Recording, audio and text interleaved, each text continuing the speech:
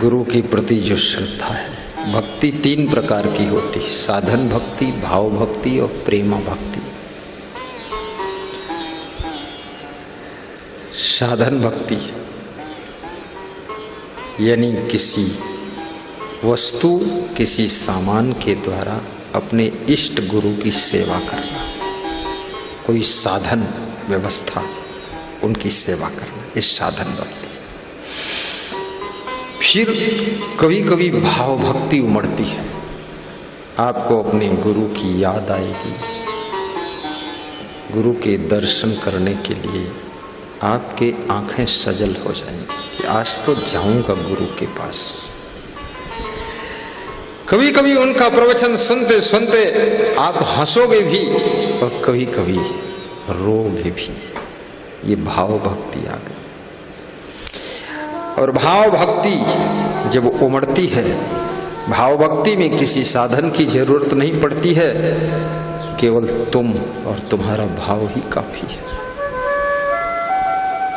शिवरी के पास में बहुत साधन नहीं थे, भाव था राम के प्रति। राम से शिवरी कहती है कि विधि स्तुति करऊं तुम्हारी, अधम जाति जड़ मति मय भारी। शिवरी पढ़ी लिखी नहीं, कविता छंद प्रबंध दोहा चौपाई बनाना गाना आता नहीं, तो कह रही कैसे स्तुति करूं, कैसे वंदना करूं, कैसे प्रार्थना करूं, कुछ तो मालूम नहीं है। ये भी नहीं पता कैसे करना चाहिए, तरीका नहीं मालूम, विधि विधान नहीं मालूम है, तो क्या करूं। तो राम कहते हैं मैं स्तुति की जरूरत नहीं है शिवरी, तेरा भाव ही स्तुति है। मानहूं एक भक्ति करनाता, कहे रघुपति सुनु भामिनी बाता। रघुपति कहते हैं हे शिवरी मेरी बात को सुन, मैं तो केवल एक भक्ति का नाता मानता हूँ, तेरे भाव से खुश हूँ। देखो शिवरी राम के सम्मुख विराजमान है। धन्य हो राम, धन्य हो लक्ष्मण, धन्य है शिवरी माता, मानो एक भगत करनाता। और जब भक्ति अंदर प्रस्फुटित होती है तो भक्ति ये सोचती है कि मैं अपने स्वामी को क्या खिलाऊं।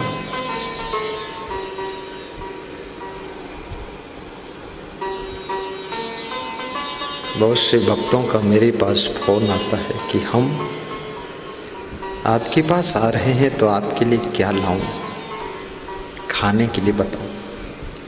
मैंने कहा मीठा तो त्याग कर दिया हूं। बोले तो नमकीन, बोले वो तो पहले से त्याग कर दिया हूं। तो बोले फिर दो ही चीजें होती हैं। तो हमने कहा फल बचा है, फल। बोले दो प्रकार का फल होता है, एक तो ये ड्राई फ्रूट है और दूसरा ये। क्या लाऊं बोलो। हाँ, वाह वाह। शिवरी राम के लिए बेर लाती है। बेर, देखिए बेर फल भी बहुत अच्छा है। बेर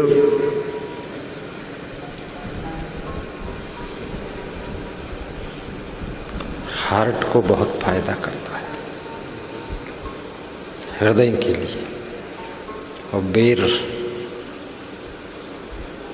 खाने से लीवर को बहुत फायदा होता है। फल सभी फायदेमंद हैं, सब्जी सभी फायदेमंद है।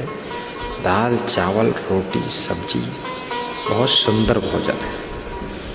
थोड़ा दूध भी पियो, थोड़ा दही भी खाओ, एक चम्मच घी से दाल को भी छौंको, थोड़ा छोले भटूरे भी कभी कभी खा लो। बहुत भूसा ही खाते मत रहो।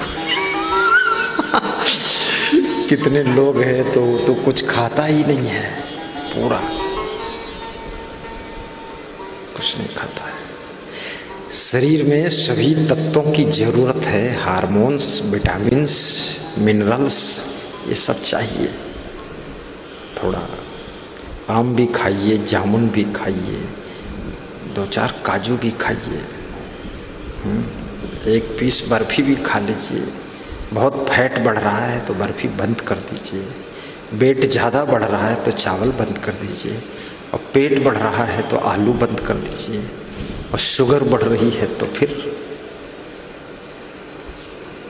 जमीन के अंदर बैठने वाली चीज़ें, घुइयाँ, कंदमूल, शकरकंद, आलू, ये सब बंद कर दीजिए। यदि सब नॉर्मल है तो सब चीज़ें थोड़ा थोड़ा खा लीजिए, और जोर से हंसिए भी, और सब खाने के बाद गम भी खा लीजिए। ये भी है, एक गम ऐसा चूरन है जो सब हजम कर देगा। गम भी खा लीजिए।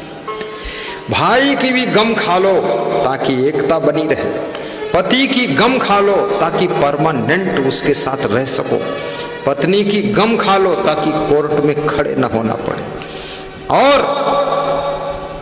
पुत्र की भी गम खा लो ताकि पुत्र आपको पापा जी कह सके, पापी न कहे। माँ बाप की भी गम खा लो ताकि उनकी छाया तुम पर बनी रहे, और संत की भी गम खा लो तब संतों के बीच में तुम रह सको, और गुरु के साथ में भी मंडली में गम खा कर रहो ताकि संत समाज का आशीर्वाद भी तुमको मिल सके। अकेले पड़ जाओगे, फेल हो जाओगे। राजनीति में भी गम खाइए। कोई आपका मेन कार्यकर्ता गलती करता है, क्षमा कीजिए, बहुत जल्दी पार्टी से मत निकालिए, क्योंकि जो भी कार्यकर्ता चुनाव जीतता है 60% उसके प्रभाव का वोट होता है, पर्सनल इफेक्ट उसका होता है, और 40% पार्टी का वोट मिलता है। यदि ऐसे तुम मेन कार्यकर्ताओं को निकालते रहोगे, सस्पेंड करते रहोगे, निष्कासित करते रहोगे तो तुम फेल हो जाओगे। बहुत जल्दी नहीं, माफ भी कर दो। और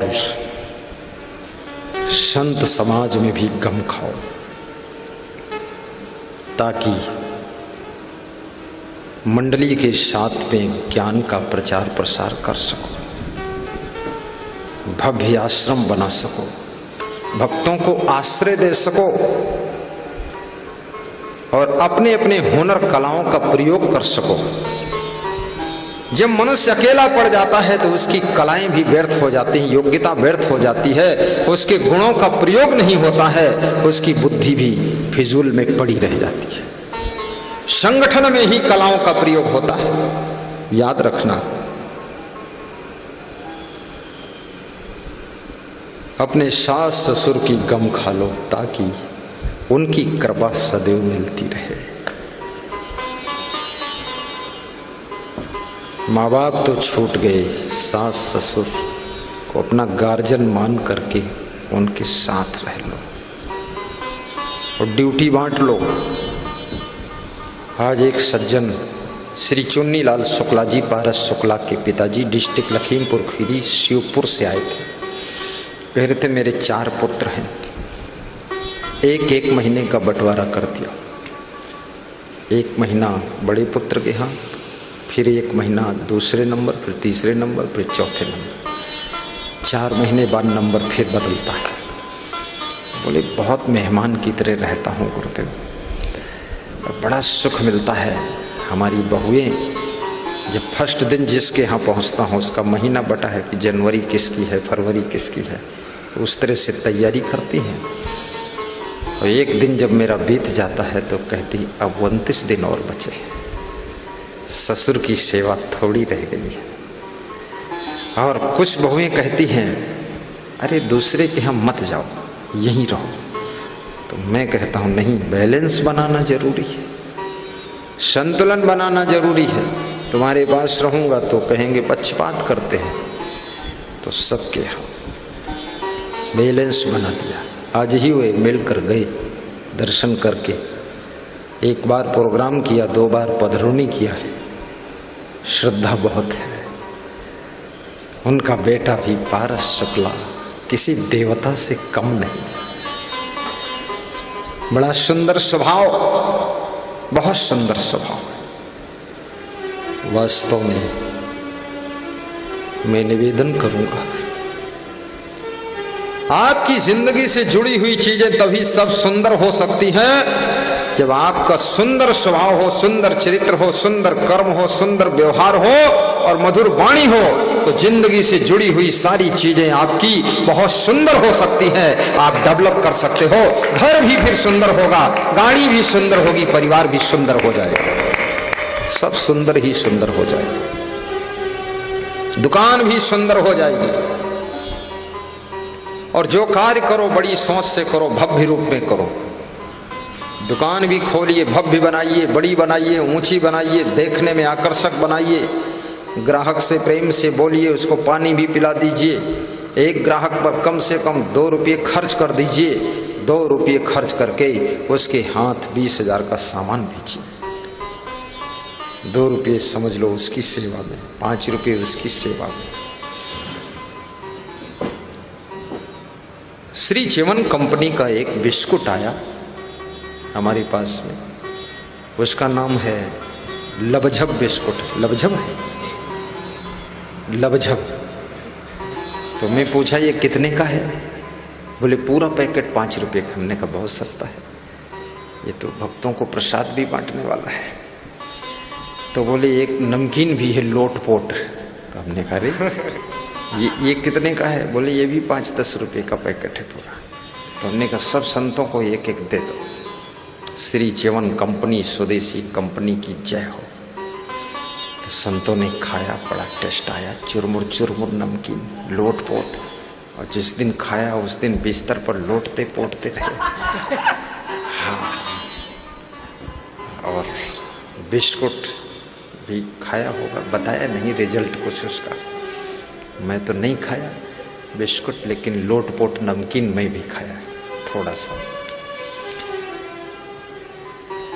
ये याद रखना,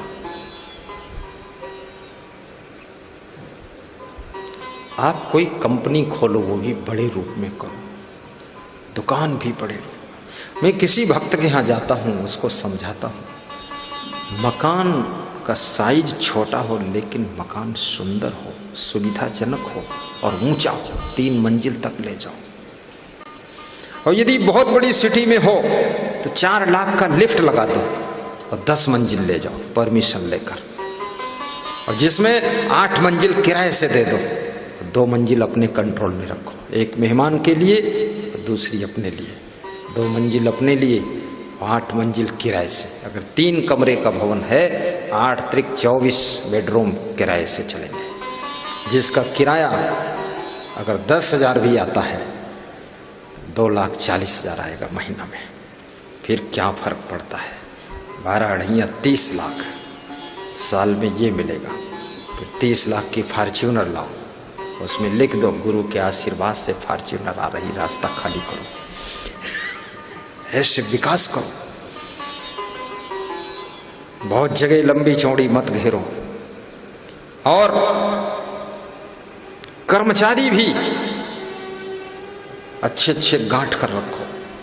कितने कर्मचारी इतने ईमानदार, वफादार होते हैं, जिम्मेदार होते हैं कि आप स्वयं उतना फिक्र नहीं कर सकते जितनी फिक्र कर्मचारी कर सकता है। सीतापुर जिले में आज के 20 साल पहले एक गांव में, ईरा गांव था, वहां प्रोग्राम था मेरा। पानी बरसा तो उनका एक कर्मचारी था, वो लालटेन लेकर, फावड़ा लेकर खेत जा रहा था। तो उसका मालिक रोक रहा था। मालिक टीचर था। बोले तुम फालतू रात में जा रहे हो, 10 बजे है प्रवचन खत्म हुआ, 11 बजे जा रहे हो, अंधेरे में है। कहाँ जी? तो बोला मालिक साहब तुमको ज्ञान नहीं है, गुरुजी अभी सुनाए थे कि समय पर काम करना चाहिए, तुम फिर भूल गए। तो बोले क्या? बोले गुरुजी ने कहा था ना समय का ध्यान रखो। तो पानी बरसा है, और बरस रहा है तो मैं जा रहा हूँ, तो मेड़ बांध दूंगा, कहीं पानी फूट गया होगा तो कल सुबह ट्रैक्टर से उसको जुताई करके और धान लग जाएगा। और मैं नहीं जाऊंगा, पानी बह जाएगा तो इंजन लगाना पड़ेगा, तो इंजन खींच कर मुझे ले जाना पड़ेगा और तेल फूकेगा, तो अपना 2-3 हज़ार का तेल बचेगा और कल ही काम हो जाएगा धान लगने का। गुरु जी अभी ज्ञान सुने तुम फिर भूल जाते हो, मुझे जाने दो, मुझे मत रोको, मैं कर्मचारी हूँ। अरे बोले रात में सांप वाप, बोले सांप काटना होगा तो घर में अंदर आ जाएगा, तो क्या करोगे, तो घर छोड़ दोगे उसके लिए। बड़ा तार्किक था वो कर्मचारी। तो हमने कहा ऐसा आदमी मिल जाए तो मालिक से ज्यादा फिक्र करने वाला है।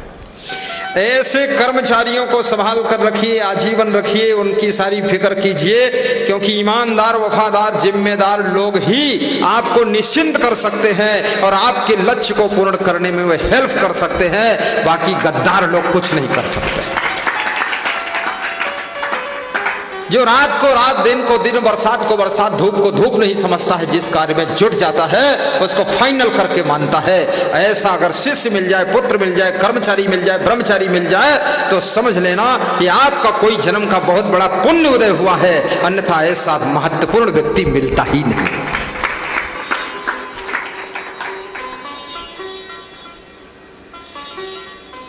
साहिब बंदी सत्संग विराम भी लेगा, 60 में 2 मिनट में खत्म करता, टाइम हो गया। घड़ी कह रही है बाबा बंद कर दो। बहुत बड़ी घड़ी लगी हमारे सामने। आज कुंवारी ज्योति यादव का जन्मदिन है। धन्य हो बेटी, आज हमारे एक भक्त का और जन्मदिन है। धन्य हो। अभिषेक यादव ने बहुत बड़ा स्क्रीन लगाया है और स्क्रीन लगा करके अपने गांव के सैकड़ों लोगों को बुलाकर लाइव टेलीकास्ट सुनवा रहे हैं। लिख के आया है कि गुरुदेव खूब दमदार वाणी सुनाओ। श्री चंद्र प्रकाश यादव, चंद्रावती यादव, आपके पुत्र योगेश कुमार यादव का जन्मदिन भी आज है। जुग जुग जियो बेटा। पदौली मजगान बांदा जिला उत्तर प्रदेश आपकी ओर से भी 2100 सेवा राशि आई है। छोटा बच्चा है। धन्य हो। बच्चों का जन्मदिन भी गुरुदेव के श्री मुख से उनको आशीर्वाद मिले, ये बहुत बड़ा सौभाग्य है। तो बच्चों को सुनवाइए भी। तो सानंदम सदनम सुधा सुधिया कांता प्रिया लापनी इच्छा पूर्ति धर्म सोयोषित रति स्वाज्ञा परा सेवका।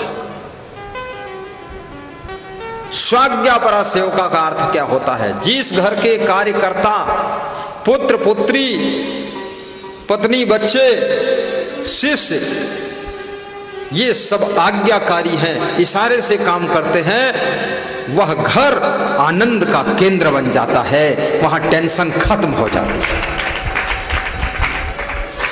और जिस घर में कामचोर भरे हैं, निकम्मे भरे हुए हैं, आलसी भरे हुए हैं, मक्कार भरे हुए हैं, गद्दार भरे हुए हैं, वो घर टेंशन से भर जाता है।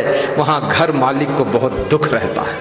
इसलिए गृहस्थ आश्रम को सफल करना चाहते हो, शांति चाहते हो, याद रखना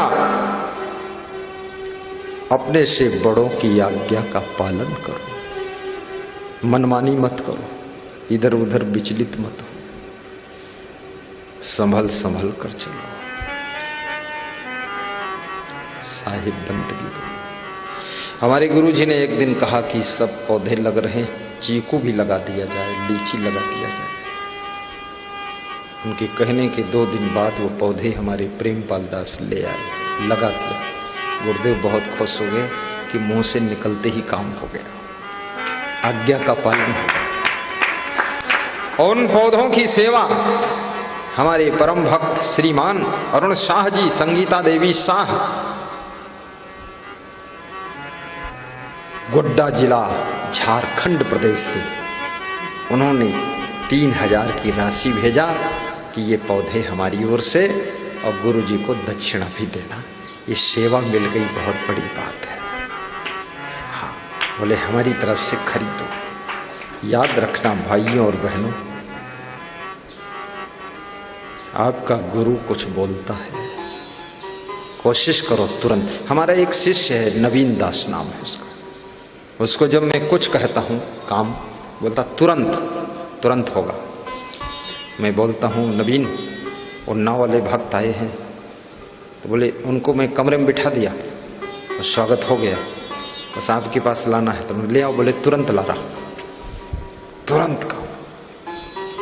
टाल मटोल की जरूरत नहीं, लापरवाही की जरूरत नहीं। माता पिता की मानसिकता को पढ़ लीजिए, सास ससुर की मानसिकता को पढ़ लीजिए, और अगर उनका इशारा है गुरु की मानसिकता का अध्ययन कीजिए, उसको जितना जल्दी हो सके पूरा कर दीजिए फटाफट। सेवा उन्नति का साधन सेवा है, जिससे ही आत्म शुद्ध होती, पर लोभी मोही अभिमानी सेवक पद पाना क्या जाने, पर लोभी मोही वाह वाह अभिमानी सेवक पद पाना क्या जाने, क्या जाने क्या माने, उन्नति का साधन सेवा है। सेवा बहुत बड़ी चीज। एक छोटा बच्चा है, यहाँ 5, 6, 7 पुलिस जवान रहते, उनकी सेवा करता रहता है। खड़ा हो जा तो छोटू लाल, बच्चू लाल, ये बच्चू लाल है, इधर आगे आ जा, आगे निकल आ जा। देखो कितना छोटा है, ये पुलिस वालों से तालमेल बिठा लिया। अब सब पुलिस वाले सोच रहे हैं मैं इसका गार्जियन हूँ, बड़ी फिक्र रखते हैं, और पुलिस वालों से मूड हिला के इशारे से काम कर लेता है। पुलिस वाले कुछ बोले तो मूड हिला देते, ये छोटा है मूड हिलाते, आगे बढ़ जाओ और थोड़ा। अब इसको अपने माँ बाप के पास कम अच्छा लगता है, पुलिस वालों के पास अच्छा। पुलिस वाले भी इसके मोह में फंस गए कि अब जब ट्रांसफर होगा क्या दशा होगी। इसको याद करके वो भी रोएंगे, हाय रे कहाँ गया। प्रेम हो जाता ना, 3 महीने से 6 महीने से लगा है। और उस बच्चे की सेवा को देख करके हमारे भक्त रामराज डिस्ट्रिक्ट अयोध्या, डिस्ट्रिक्ट बस्ती हर्रैया तहसील से रामराज जी 1000 रुपया दिया इसकी ड्रेस बनाने के लिए कि इसके कपड़े। मैंने कहा तेरे कपड़े मैं बनवा दूंगा, तो बैठे थे, बोले तुरंत रुपया मैं देता हूँ, आप क्या बनवाओगे, आपके पास हम ही लोग तो देते हैं, तो हम ही दे देते। उसको मिल गया, सेवा से उसको नए कपड़े मिल गए, खुश है। अब मैं उसको बोला तो साधु बन जा, बन महंत, कर बुराई का अंत, अब बन जा संत, तुझे बना दूं महंत। मैं निकल जाऊं यहाँ से पहाड़ पे, वहीं करूं ध्यान पूजा। बोल बनेगा महंत? नहीं बनेगा, मोड़ हिला दिया, नहीं बनेगा। वो सोचता जब तुम चले जाओगे तो यहाँ रहेगा क्या, चौपट खाऊंगा। मैं भी रहूं तू भी रहे, साथ में दोनों, ठीक? ये ठीक बात है? मुंडी हिला नीचे को। हाँ, अभी ये घर के मोह में फंसा हुआ। ये फसौला भी बहुत कठिन है।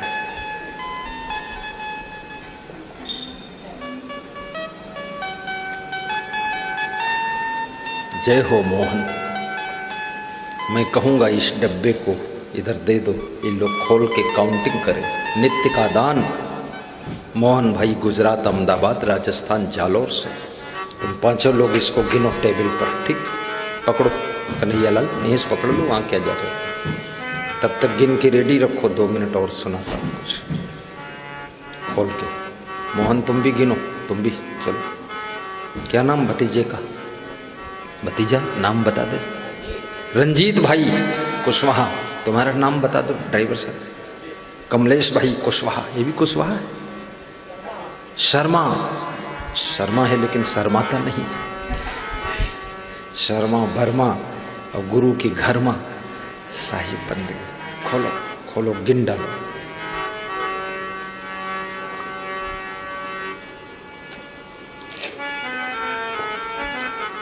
आइए, प्यास प्यास प्यास, आज प्यास है। साहिब बंदगी।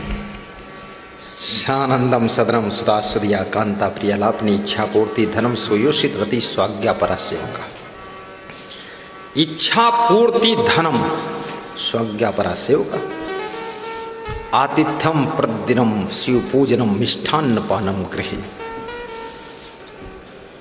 जिसके घर में अतिथि का सत्कार होता है, जिस आश्रम में आगंतुक भक्तों का आदर होता है, ख्याल किया जाता है, भोजन खिलाया जाता है, भंडारे में शामिल किया जाता है, जिस आश्रम पर आने वाले साधु संत का सम्मान होता है, याद रखना भाइयों बहनों, वो आश्रम हमेशा प्रगति की ओर बढ़ता चला जाता है। और जहां पर संत और भक्त का आदर सेवा समाप्त हो जाती है, वो आश्रम दुर्गति की ओर चला जाता है। जिस गृहस्थ के घर में अतिथि का सत्कार होता है, मेहमान का सम्मान होता है, उनका आदर होता है, मेहमान को देख करके खुशी होती है। महिलाएं भार नहीं समझती हैं, मेहमान आता है तो बाहर समझती, त्योहार समझती है कि मेहमान आ गए, बहुत अच्छा हुआ, आज कुछ नया बनेगा, ताजा बनेगा, पकौड़ी बनेगी, हम भी खाएंगे, मेहमान भी खाएंगे। ऐसे घर गृहस्थ आश्रम की उन्नति की ओर जाते हैं, प्रगति की ओर जाते हैं। और जिन घरों में मेहमान के आने पर घर की औरतें मुंह ऐंठने लग जाती हैं और घर के लोग समझते हैं अब तो लोड आ गया, कुछ खर्चा करना पड़ेगा, वो घर बर्बादी की ओर चला जाता है। इसलिए मेहमान का सम्मान करना चाहिए। मेहमान के रूप में भगवान का प्रभाव होता है। मैं एक कमिश्नर के यहां गया, कमिश्नर बोले आपके साथ में नाश्ता करेंगे। उन्हीं के घर पे था। तो जब नाश्ता कर रहे थे तो कमिश्नर मुस्कुरा कर बोल रहे थे, कह रहे थे आप आ जाते हैं तो हमको भी अच्छा खाने को मिल जाता है, ऐसा बोल रहे। तो मैं सोचा एक इतना बड़ा पदाधिकारी कमिश्नर, जिसके अंडर में पूरे उत्तर प्रदेश के जिला अधिकारी डीएम है, वो ऐसा बोल रहा है। तो बोलना, जब कोई मेहमान नहीं होता है गुरुजी, बस सादा भोजन, आप आ जाते हैं 10-15 दिन रुक जाते हैं तो हर आइटम बन जाता है। फिर दक्षिण भारत का आइटम, उत्तर भारत का आइटम, आकाशीय आइटम, पाताली आइटम, सब ढूंढ ढूंढ के। और उनकी धर्म पत्नी भी इतना खुश होती है, वाह। किचन में स्वयं जाकर नाश्ता बनवाना, सफाई शुद्धता के साथ, उसको भार नहीं लगता है। लेकिन मुझे संकोच लगता है, संत मंडली बड़ी है, उनके यहाँ जाऊं कि न जाऊं, खाऊं कि न खाऊं, रहूं कि न रहूं। पर वो कहते नहीं, सबके लिए भोजन बन जाएगा, व्यवस्था हो जाएगी, सबके लिए इंतजाम है। और याद रखना, इससे सुख, शांति, यश, कीर्ति, नाम, सम्मान, ये सब बढ़ता है। इसलिए हमेशा मेहमान का आदर करना चाहिए अपने घर। आतिथ्यम शिव पूजनम प्रतिदिनम मिष्ठान्न पानम गृहे। और जिसके घर में इष्ट देव की, गुरुदेव की रोज पूजा होती है, सुबह पूजा पाठ वंदना होती है, शाम को संध्या वंदना आरती पूजा होती है, उस घर में हमेशा सुख शांति रहती है, घर आनंद से भरा रहता है। उस गृहस्थ आश्रम को धन्य आश्रम कहा जाता है। संत आश्रम में भी पूजा पाठ डेली होना चाहिए, गुरु की आरती वंदना होना चाहिए, और साथ साथ में घर में गृहस्थ को भी सुबह शाम पूजा पाठ वंदना करना चाहिए। गुरु का ध्यान करो, हे गुरुदेव, आप में भगवान का रूप छिपा हुआ है। और याद रखना, भगवान श्री राम जब वनवास में गए हैं तो वहां भी सवेरे पूजा पाठ करते थे, शाम को भी पूजा पाठ करते थे। जंगल में भी वे थोड़ा ध्यान करते थे, पूजा पाठ करते थे। कितने लोग साधु बन गए, गृहस्थ बन गए, पूरा जानवरों की तरह जिंदगी जी रहे, खाना और सोना, बस दो ही काम है। गद्दा पर पड़े ऐसे लौटत हैं जैसे भैंस लौटत है। पड़वा की तरह कूं करते रहते हैं। न पाठ करना है, न पूजा करना है, न आरती वंदना करना है, न मालूम कितना थके हैं, न मालूम कितना बीमार हैं, रोगी दोखी बने हुए हैं। हर चीज में ढील ढाल, बस टेढ़े टेढ़े चलत, बस टांग आग टेढ़ रखत है, तिगड़ी काट रहे हैं। अरे स्ट्रिक्ट रहो, दौड़ दौड़ कर काम करो, घर में भी तेजो तर्रार रहो, और गृहस्थाश्रम को नरक मत बनाओ, गम खा कर रहो। मिष्ठान्न पानम गृहे, कोई पर्व है, त्योहार है, उत्सव है, तो मिष्ठान्न भी घर में बनना चाहिए। हमेशा रूखा सूखा ही नहीं रहना चाहिए। खीर पूड़ी भी बनाइए, पकौड़ी भी बनाइए, कभी भी बनाइए, और राजस्थानी कचौड़ी बनाइए। और पकौड़ी गुजराती पकौड़ी टाप की होती है, मैं बता दूंगा कहाँ का क्या है। और दक्षिण भारत का क्या, इडली और डोसा, छोले और भटूरे। और उत्तर प्रदेश का क्या, रोटी और सब्जी और दाल। और छत्तीसगढ़ का भात, और राजस्थान की बाटी, उतर जाए घाटी। हाँ, और मध्य प्रदेश का क्या, सोयाबीन का तेल, और उसमें निकालो पकौड़ी। सब प्रदेशों का अलग अलग है। बिहार का चावल प्रसिद्ध है, राजस्थान की बाटी प्रसिद्ध है, और कचौरी, अरे एक कचौरी खा लो आप तो खाने के लिए राजस्थान जाना पड़ेगा। जिसको तुम पकौड़ी बोलते हो गुजरात में उसको गोटा कहते हैं। हमारे भक्त अलीगढ़ से आए हुए थे, बहुत प्रेमी भक्त, चाट का सब सामान लाए थे और चाट बनाया यहाँ। बोले अगली बार हम पूरा चाट सब संतों को चटाएंगे आकर। हमने कहा चाट ही चटाओ तुम। बोले सब गाड़ी में धर के लाएंगे। जो कला है उसका भी प्रयोग करिए, बहुत बड़ी बात है। हमारी परम भक्त भीलवाड़ा कोटड़ी के निवासी श्री पुरुषोत्तम जोशी जी, दुखद है आज उनका स्वर्गवास हो चुका। करीब करीब 1.5 महीना हो गया स्वर्गवास हुए। बहुत श्रद्धा थी, कह रहे थे राजस्थान से जब आऊँगा सब सामान लेकर आऊँगा और राजस्थानी भोजन यहाँ बनाकर आपके आश्रम में सब भक्तों को भी खिलाऊंगा, 1000 लोगों की व्यवस्था करूँगा। लेकिन किसे पता क्या उड़ चलने का आ जाता कब बेला है, किसी को पता नहीं। श्री पुरुषोत्तम जोशी की दिवंगत आत्मा को शांति प्राप्त हो, और उनके कुटुंबी जन, उनकी पत्नी, उनके बच्चे और माता पिता को, भाई को धीरज, धैर्य और साहस प्राप्त हो। बहुत महान भक्त था, उसकी मृत्यु से मुझे भी थोड़ा धक्का पहुंचा है, सोच हुआ। महान भक्त डॉक्टर अनिल कुमार वर्मा भरिगमा, लखीमपुर खीरी कोटार के पास, उनका भी देहांत हुआ। वे दूसरे की खौफ में शरीर छूट गया। उनको कोई रोग नहीं था, खुद ही डॉक्टर थे। दूसरे को देखने गए थे, कोरोना से ग्रसित था। वो बोले मुझे लगता कोरोना हो गया देखने से। उस चिंता में खत्म हो गए। याद रखना, खौफ भी मत खाइए। कोरोना में सफाई शुद्धता रखिए, साबुन से हाथ जोड़कर धो करके रहिए, और साथ में जब भीड़ में रहो तो मास्क लगा लो। गुरु के पास में आओ तो मास्क लगा करके आओ, गुरु के पैर मत छुओ, और इस समय चरण धो भी मत।